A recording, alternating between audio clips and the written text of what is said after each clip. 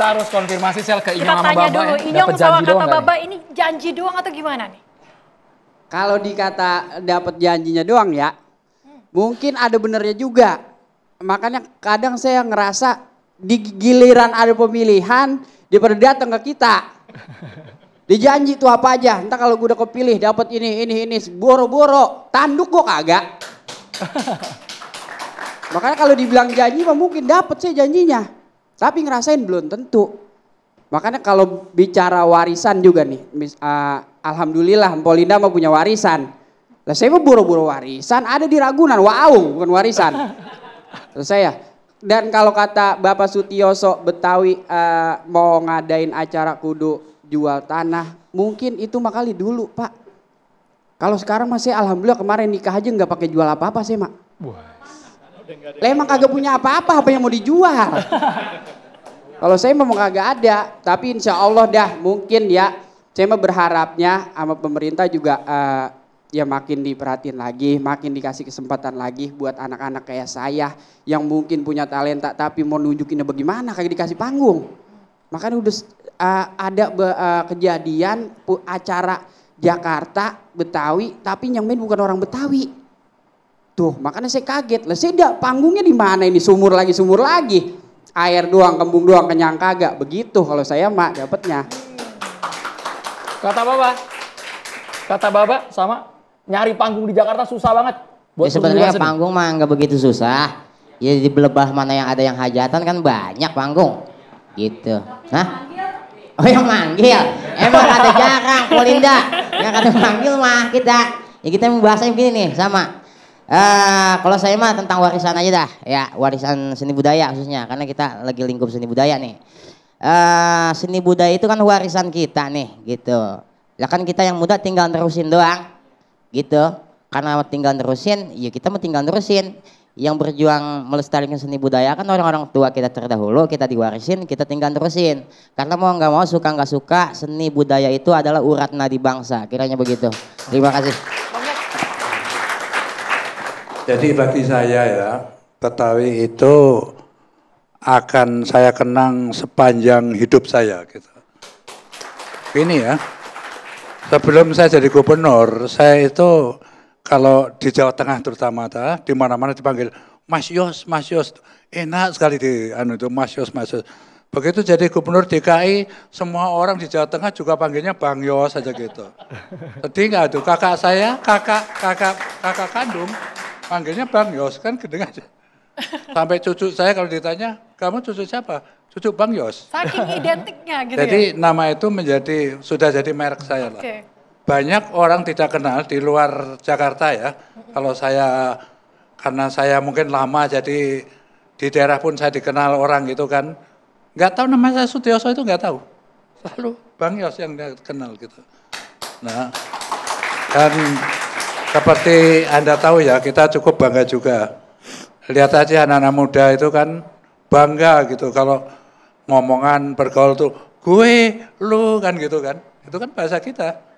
Gitu. Tetapi kalau bergaul dengan di luar Jakarta sana supaya keren, orang Jawa Timur, Jawa Tengah juga gue, lu pakai gitu kan.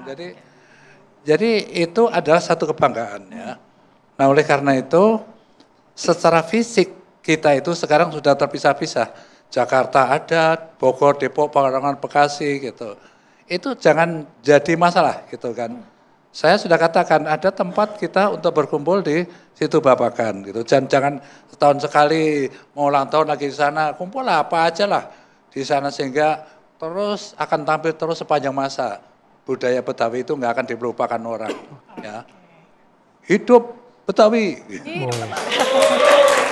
Kalau tadi saya yang nutup pantun, sekarang saya serahkan kepada Mas Anies. Punya pantun juga ya? Mas Anies? Boleh, Iya. Boleh pantun. Kita minta cakepnya rame-rame ya. Cakepnya Boleh ya? ya?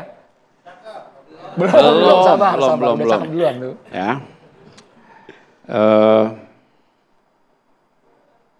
Wah ini pantun. Dua ya pantunnya, boleh ya? Boleh dua ya. Langsung diborong. Ya. Dari Cikini ke Gondang Dia.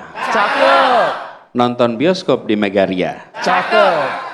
Jakarta global adalah cita-citanya. Cakep. Jakarta maju, rakyatnya bahagia. Satu Yang kedua lagi. ya. Ya. Satu lagi ya. Jalan-jalan ke Ragunan. Cakep. Lihat rusa sambil tertawa. Cakep.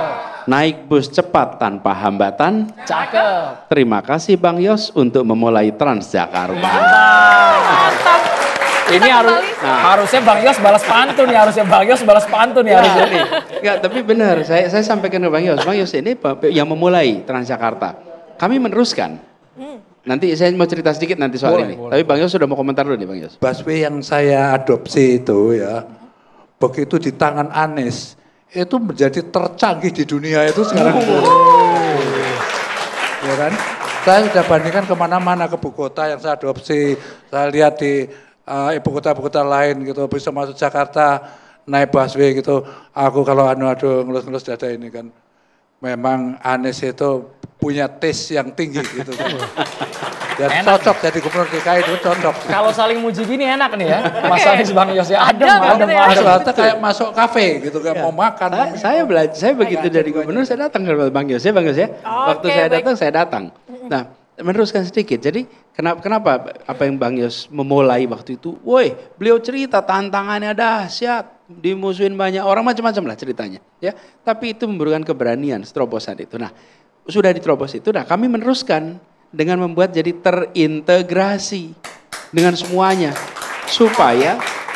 Jadi kami waktu ingat nih, waktu baru masuk kita cek berapa wilayah Jakarta yang tercover kendaraan umum, 42%. Kalau 42%, apa yang terjadi? Ya warga nggak akan naik kendaraan umum.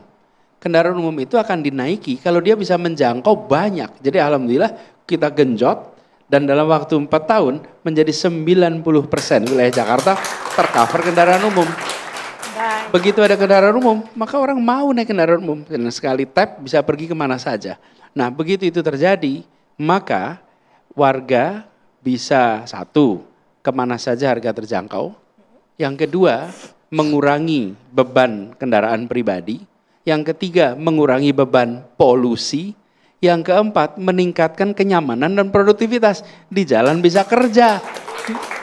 Jadi ada banyak hal. Nah, integrasi itu yang kita kerjakan. Jadi begitu ada integrasi, nyambung nih antara angkutan mikro, namanya angkot, angkutan yang menengah, angkutan yang besar, kendaraan MRT, LRT, KRL sebagai satu kesatuan. Kalau itu semua terjadi dan mudah-mudahan nanti bisa menular ke wilayah Jabodetabek, maka Jakarta akan bisa makin menjadi contoh. Kemarin saja ya Bang Yos, ketika kita melakukan transportasi ini, reform di transportasi ini, Jakarta itu mendapatkan Sustainable Transportation Award nomor 1 di dunia. Tepuk tangan dong, boleh dong. Kenapa? Karena lompatan atas perubahannya. Jadi mereka memberikan penilaian atas deltanya, lompatnya berapa banyak. Nah ternyata Jakarta itu lompatannya luar biasa. Nah kalau ini teruskan integrasi ini, maka harapannya Jakarta ke depan adalah kota global benaran. Kenapa saya bilang kota global?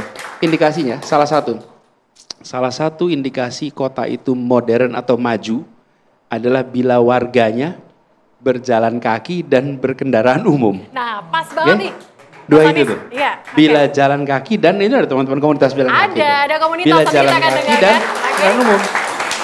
Nah, itu yang kemudian dorong kalau kita menjadi kota global harus begitu. Saya ingat bikin trotoar, aduh dimarahin banyak orang. Sama seperti Bang Yos bikin jalur busway.